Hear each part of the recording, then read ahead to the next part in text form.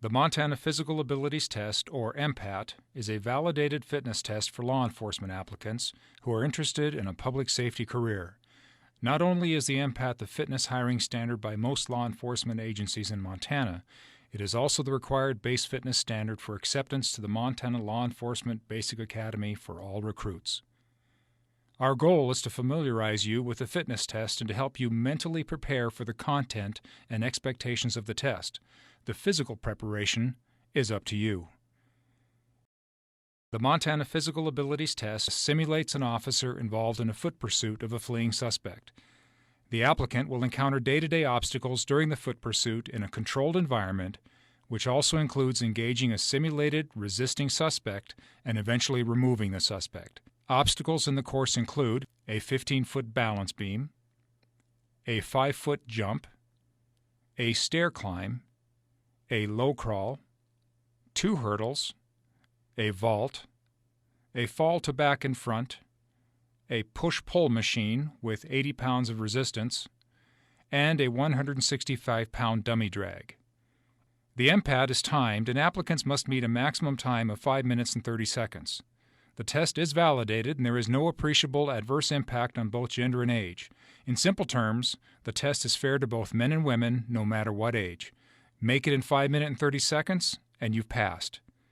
Now that you've been provided with an overview of what the physical abilities test simulates, let's actually walk through the critical points of the course. A balance beam. It is the beginning part of the test. You must cross the balance beam without falling off. At the end of the balance beam, you will round a cone, and then the applicant will approach a 5-foot jump. The applicant will jump the 5-foot obstacle, which simulates a ditch.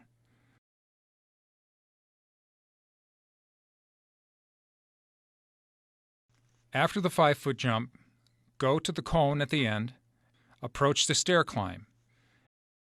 The applicant must run up one side and down the other, go around the cone on the other side, return, and do the same. At the end of the stair climb, you will now encounter the crawl obstacle. An applicant must go to the crawl obstacle and crawl under a bar. One knee has to touch the mat. Following the crawl obstacle, the applicant will turn past a cone and encounter 2 18-inch hurdles. Treat each hurdle as a separate barrier. You must jump across the middle of the hurdle. Applicant will round another cone and now encounter the 3-foot vault.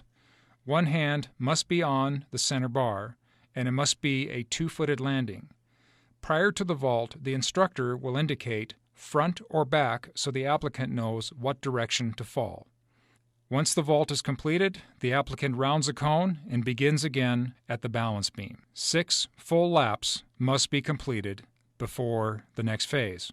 Upon completion of the 6th lap, the applicant will move to the push-pull machine. The push-pull machine consists of 80 pounds of resistance. The first phase requires pushing the weight into a green or yellow tab. The applicant will grasp the handles of the push-pull machine and push it in before they may begin. The applicant must rotate in a 180-degree arc. After 6 arcs have been successfully completed, the applicant will touch a horizontal line 39 inches from the ground. They will fall to their back, shoulder blades touching, rise, and then they will drop to their front, chest touching. Rise, touch the line, and return to the push-pull machine. The applicant will pull the weight resistance outward. Rotate in a 180-degree arc. Once you have completed the final arc, time stops. The maximum time allowed is 5 minutes and 30 seconds. The applicant is given a mandatory 1-minute rest for recovery. Then the applicant is moved to the dummy drag. This portion is not timed. The applicant must drag a 165-pound dummy 25 feet. You must pick up the dummy underneath the armpit. It is okay to use straps. Once you start dragging, you cannot stop. 3 attempts are allowed before you fail. The entire course is the approximate equivalent of a quarter mile in distance. However, the energy and stamina required to complete the course is deceiving and requires considerable preparation and training, both with cardio and weights. One point to remember is that every applicant must perform the test in control and order.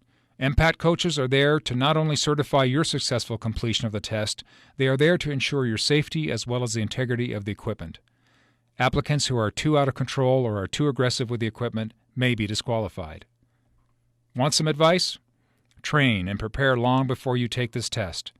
The day of the test, make sure that you hydrate and that you've eaten sufficiently to provide your body with fuel as it draws on energy to go through the course.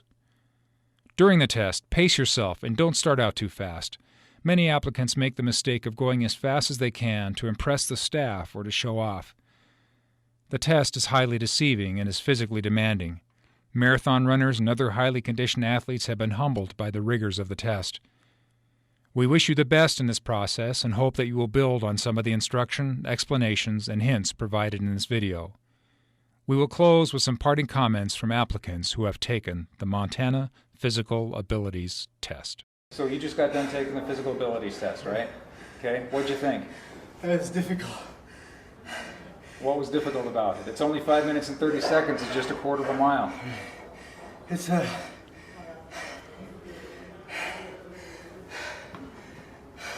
How come you're out of breath? It's tiring. It's the quickest 5 minutes, 30 seconds you'll ever have, but the hardest. Did you pass? No. Okay. Do you know, what did you think of the test? It's harder than it looks.